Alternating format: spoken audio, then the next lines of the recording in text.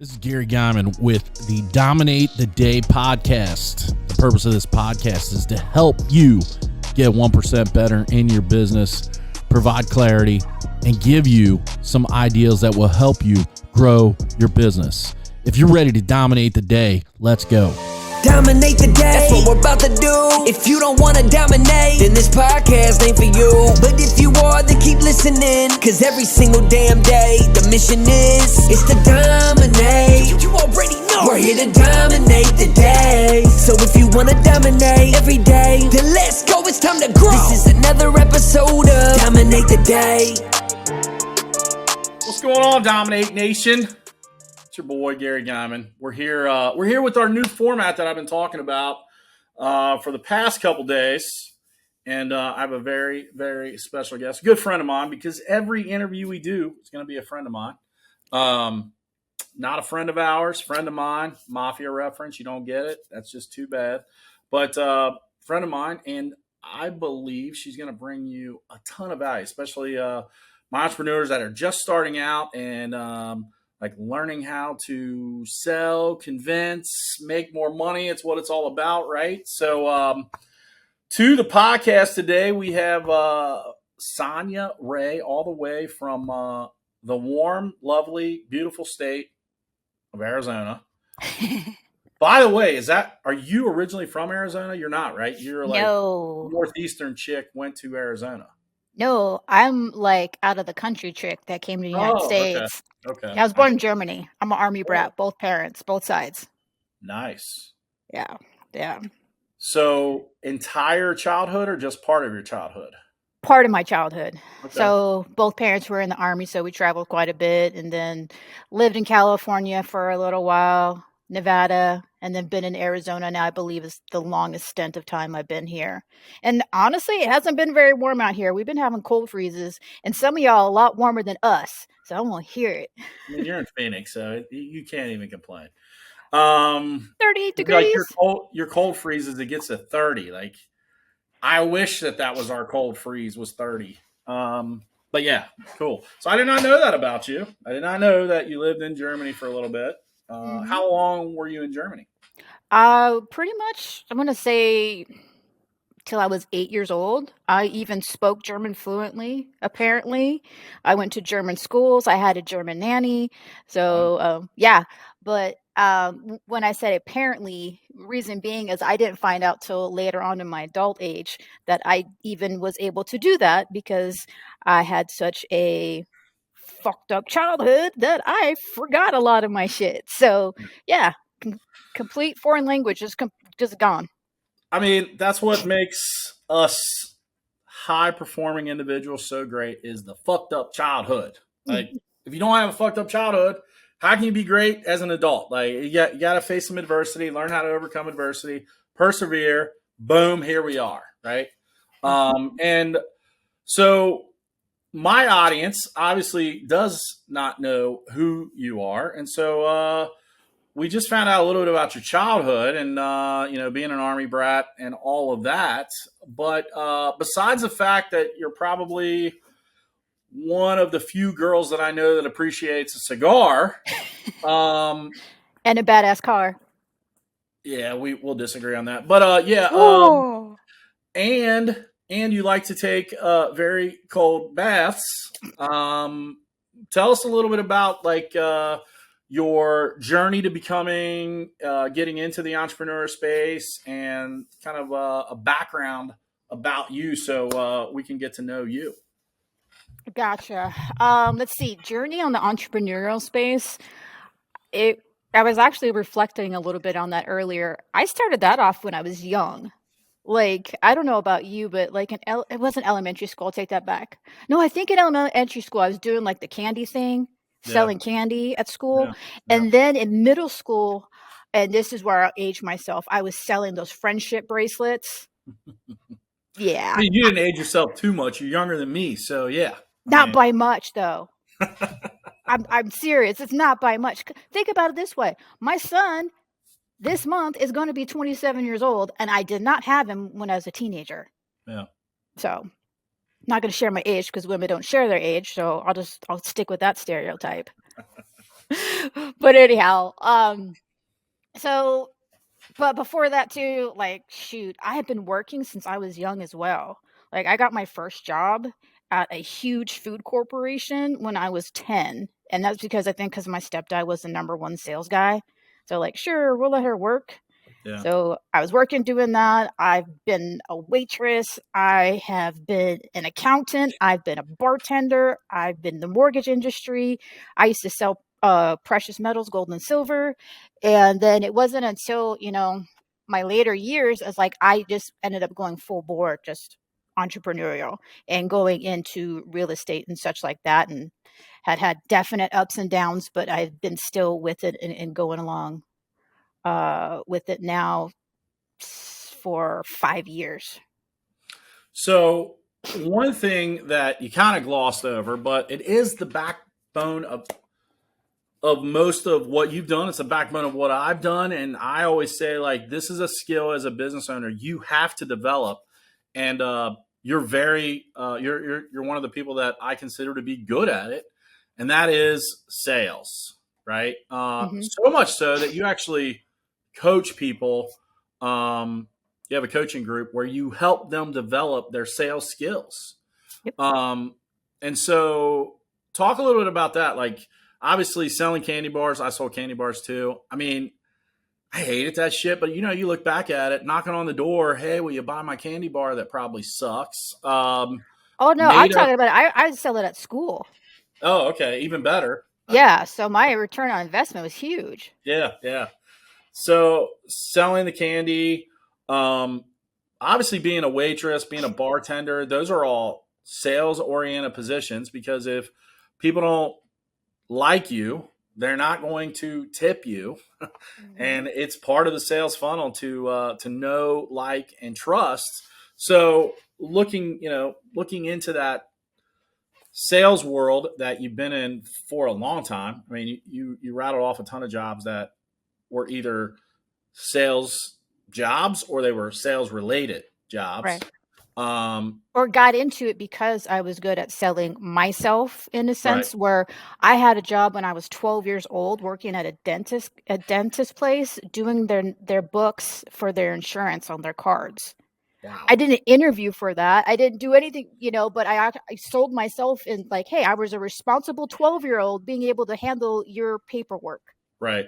So talk a little bit about that. I mean, that's pretty impressive by itself, obviously.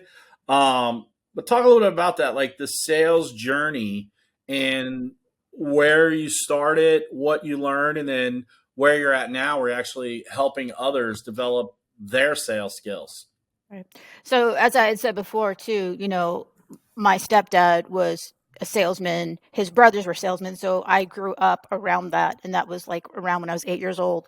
My stepdad was in my life, so I a long time of that, and then as well too, just movies. Movies have been a huge part of learning more with sales.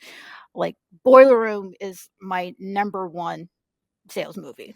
Number one all time. There we go. There Not we even go. a chance. Thank Not you. even a chance. Thank Yeah. you. And if you don't know, if you've never seen it, you're in sales, you are doing yourself a disservice. Stop this thing now and go watch that freaking movie. Go Like, watch it. yeah. Absolutely. It's got to be on Netflix or Prime. Like, Well, you could it buy is. it. I ended up Yeah. buying it. Oh, I I have it. own it. It's in my Prime library. Like, there are so many skills to sales in that movie that you can't not learn by watching. I think number 2 is probably Jerry Maguire. Yes. But I mean, the part where he's on the phone and he's trying to get the people to talk to him so he can yell Recco, and he gets the doctor to say, "Tell me a little bit more about that stock." And he yells Recco, and Vin Diesel comes over and does a classic. I mean, he slow played that doctor the whole way through. And sure, like, it looked really sleazy, but let's be honest. At the end of the day, that is the sales process. You let them talk. You answer questions. You let them talk. You ask them questions. You let them talk. And, I've always learned, tell me if you've heard this too. I'm sure you have. The first person who talks loses, right? And Vin Diesel showed that really, really well. One of my favorite lines of that movie, and me and a buddy of mine, we say it all the time, is 2,000, 2,000. Tell me, why only 2,000? Right? Yeah. Which is basically, it's that classic anchoring. So I would say another really great sales book out there, one of my number ones that when people ask me about sales books, is Never Split the Difference by Chris Yeah. Voss. Really great book. It's got tons of nuggets in there that you can apply in any type of sales that you do. So back to everything else. Crap, we went on a sideways tangent. Because it was my fault. So yeah, I mean, we were just basically that's what I do. So talking about the sales journey, the journey you had getting to like where you're at today, where you're coaching others, and developing your process. I don't know about you, but my first like real sales job where I got paid was selling lawn care, and I look back at when I did that when I was 19 versus how I sell now. Been selling for over 30 years. So I have a comfort. Like there's a comfort where I'm sure you've watched people like have call reluctance. I don't get that. And neither do I, but I've seen people have it, right? Yeah. It's a real thing. I don't, and I was like, just pick up the phone. Like I'll call anybody. Like, right. I don't care what you sell. Like, give me on the phone. I'll call them. I don't care if I know them. I don't need to know their backstory. Just give me the number. Give me the person's name. Done. So what is it that you think that got you to that point? Because I mean, I'm there too. I'm not afraid to call anybody and have a hard conversation or, ask the question. And I know you're not as well.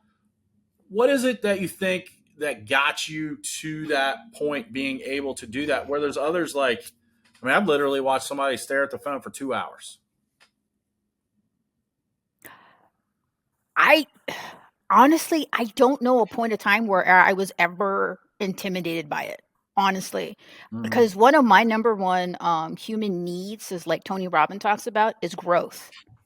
So like, it shows into with like my other stuff that I do, like I do, as you call it, the cold baths, my cold plunge, I do those things, I'm at 43 degrees and I will dunk my head under, unlike what Ryan Stewman tries to say, where women don't go underneath the water because they're worried about their hair. No, it's the first thing I do. As soon as I get that water, bam, my head is going under. I did a cold plunge one time. Our hot water was out. And I had to take a shower. There's a difference. It was the worst thing in the world. But sorry. Go no. I just to say the cold showers is actually pretty easy compared to a cold plunge. If you do a cold plunge and then take a cold shower, it's kind of interesting because the shower actually feels warm. Yeah, that did not feel warm that day. And come to find out, our hot water heater was leaking. So we could have fixed it if I would have just been paying attention. I went out and had a cold shower that day, but I digress once again. Let's talk about, so you and I both have, we're both high-level salespeople. There's a lot of business owners that aren't, and that's fine. Like there's nothing wrong with that, right?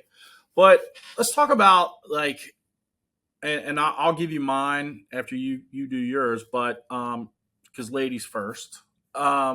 Let's talk about where we feel our strengths, where your strength is in the sales process. If you break the process down, everybody wants to be the stone cold closer, and sure, like, yeah. But before the close, there's the introduction, there's that, you can call it a bunch of different things, the Q&A, the process, the process, the approval to get to go to the next step, or the delivery of the solution. Like, you get it. Like, tell us where you feel you excel in that process and why. My overall, honestly, favorite thing is motivation. It's finding out why. Why are they even looking in the first place? Why are they even considering this? That phone is ringing. Why are they even considering this in the first place? Like, why are they considering this in the first place? But the other thing too is, and this is like one of my favorite things that I do teach on when I do teach this, is when we talk about motivation, we don't stay surface level. We're taking it that next step deep. So they might tell you, oh, so here, I'm going to relate this to like real estate. Somebody's looking to possibly sell their property. They're saying, oh, I'm looking to downsize. Well, that's surface level. So now I'm going to ask them an impact question, or some say Socratic. So when you say downsize, what do you mean? Mhm. Because downsizing to me can be something else different than you. So Right. the other part of things too is I enjoy finding out how they view the world and how they see things. Because once you understand that and how they see stuff, it's so much more easier to give them the solution in order to move them the next step forward on things. That's a good point. Understanding why you're on that call, and it's their why, not your why, right? Mm-hmm. Is huge. I feel like I'm probably in the middle of either like providing the solution or asking the. I take that back. My strength in the sales process is asking the questions based upon what they're doing, so we can get to the root of their problem. Um, a little bit different than what you're saying. Like, you're talking about the why, right? Mm-hmm. And sure, what I'm talking about kind of loosely.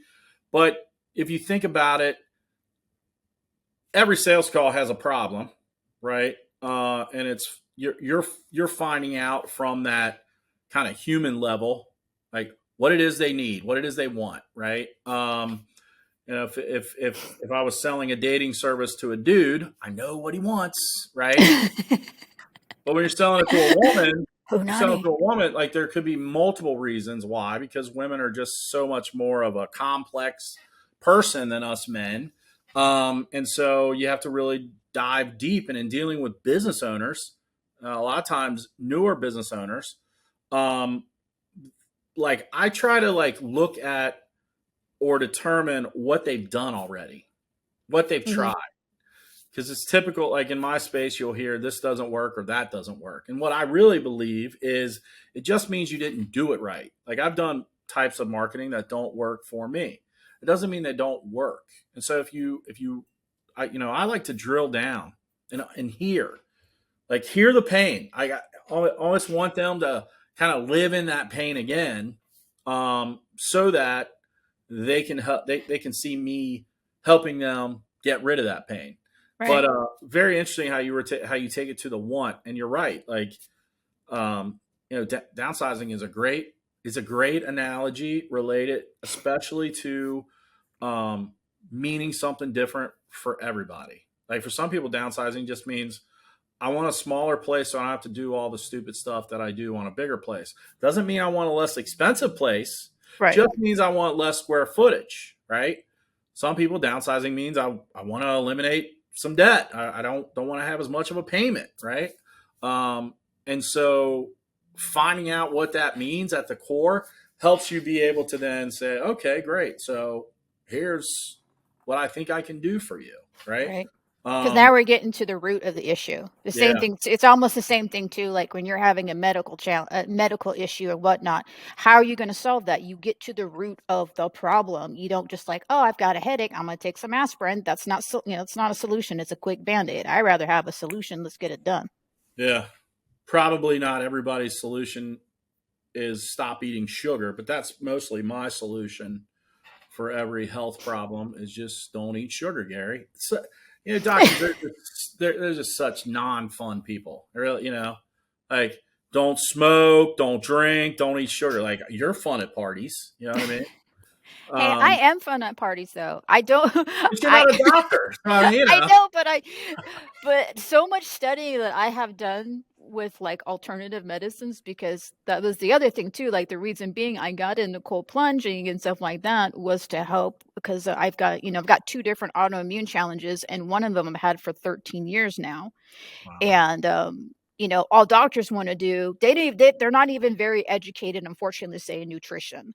So they don't even go that route. All they want to do is just throw pills down your throat and see you in about a month. They just want to manage what you've got going on. They don't ever really want to fix So Yeah. that's like one of my passion things is I go towards with finding a natural solution for things, a natural alternative solution. So it's not always going to be this cookie cutter sort of thing. Yeah. So let's take a little bit of a side, go down a side road for a second, because you brought up something, and a lot of people don't realize how strong my willpower is. So Sonja and I were in a mastermind together. We actually had another friend. His name is Scott, who lives in Colombia, and Scott likes to put weird things up his nose. And these two asked me. We were at a meetup. Gary, would you like to put tobacco up your nose? And what was my response to that, Hell son? no. Hell no. I Hell mean, no. people think that they can peer pressure me, and what they don't understand is, like, I invented peer pressure. Like, I am the reason why people make bad decisions, and I just wasn't making that bad decision. But speaking of that, tell us a little bit about that experience, because it's very like, I'm never going to do it, but it was very That's fine. interesting to hear. And Scott is one of those guys that he's done a ton of shit, and I think he and I are having a conversation next week, and Ah, there you I'm go. on his podcast, he's on my podcast, kind of thing. But Scott is one of those people that, two things about him that I love. Number one is he is one of the most calm and most collected individuals. Like, there could be a bomb go off, and he'd be like, well, what we probably should do is find the nearest exit. That's so spot on too. Right? Like I know Scott too as well, so it's just so funny. Like I know all these other people listening to this, like, who the hell is this Scott guy? And, But yeah, and the other it's thing like about Scott point. is he has crazy good perspective. He's younger than both of us, probably by 20 years. He's younger than my son. What are you talking about? Yeah. So, but he has crazy good perspective, and so we're not knocking Scott, and if Oh he no, listens to this, he knows we're not. So, tell us a little bit about that experience, and like what the quote unquote benefits were for the audience. Okay, so in regards to this type of medicine, um, it's they've been using it for years upon years, and it helps with grounding and just being more spiritual. So that's another thing too. Like, I ground every day. I've been doing that now for almost 4 years, but this is just another way in order to do that. So it was just very interesting. I didn't realize the mega dose that Scott had given me until the other day when I did combo. And that's another thing. I did an alternative medicine. It's a frog thing. So so I had that stuff again put in my nose. These two people talking to the very rooted Pentecostal, Jesus loving freak, but I curse a lot. And they're telling me this stuff. This is okay. I've never smoked pot. Like, I haven't even looked at anything illicit when it comes to drugs. Not that this is, but they're like saying, oh, this, all that. And all I'm thinking in my head is, like, Jesus ain't going to like that. He is not going to like It's from the earth. But anyway. It's the same. It's like, so I'm just telling you, like, it's from the earth. Jesus very, made it. I'm very weird. Yes, we all know that one. So, Jesus made wine too, and I love some wine. See? And that was his first thing too. Like, I think he made tequila first, but go ahead. No, No, I'm saying his first miracle was water into wine. That was recorded. That's true. Could have made tequila. I feel tequila comes straight from God. I really believe that. I disagree on that one. Totally disagree, but that's okay. So yeah, no, just a lot of this stuff is actually, from the earth. Mm-hmm. And this, again, like that tobacco is from the earth, or like there's some other stuff too that brother Scott and I do as well, is like some mind expanding stuff like the psilocybin. So again, and then our there's a quarterback in the NFL who just went on a journey, and he's done some stuff like Scott has done, and they, I believe, I can't speak for them. I believe it's because it helps them get into a spiritual realm or be in touch with that. I've heard, it's funny because I was telling my wife this, like, of all the people that I could meet when when I got into this mastermind, the second meetup, I meet this guy, Scott, who was absolutely and totally different from me. Yes. But we hit it off. Like we turned into close friends. We message all the time. He refers me business. I mean, it is an episode of The Odd Couple by far. I mean, but cool dude. And I'm not too fuddy duddy to where I can't hear about some of this stuff and understand it.